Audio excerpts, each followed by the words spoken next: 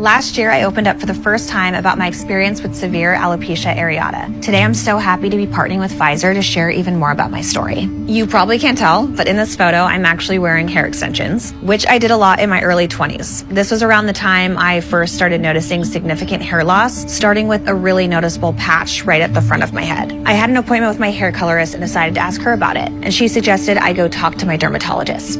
When my dermatologist first told me I had alopecia areata, I was around the age of 24 and I was completely stunned. I'd never even heard of it before. She told me it was an autoimmune disease where my immune system actually attacks my hair follicles, causing hair to fall out. I was really worried at first because I had no idea what this would mean for me, and I was so busy with my career, and I'm just glad I was able to lean on my dermatologist for answers. One of the hardest parts about living with alopecia areata is just how unpredictable it can be. Like in this picture, I had no idea I was about to go through one of my worst cycles of hair loss. That's when my disease progressed to what's called severe alopecia areata. As you can see, I'm not experiencing severe hair loss right now, but over the years, I've learned that scientists believe several different factors can trigger this autoimmune disease. For me, I noticed stress can make my hair loss even worse. At this time, we were about to move into our new house, and I was already dealing with packing everything up, and then I noticed another bald spot at the back of my head. I just remember thinking, oh my God, this was a new spot of hair loss for me, and it kept getting bigger, and I was really worried about it.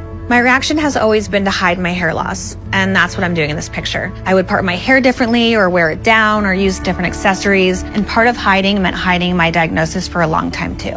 When I first got vulnerable about alopecia areata, around the time this photo was taken, I was worried about being judged, but I was thrilled to see I got so many comments of support. There are so many people like me living with alopecia areata, and it's nice to know I'm not alone. If I can tell you one thing, it's that everyone has a unique experience with alopecia areata. So it's so important to lean on friends and family for support and to be open with your dermatologist about your hair loss. I'm so excited to be partnering with Pfizer to share my story. There's more to come, so stay tuned.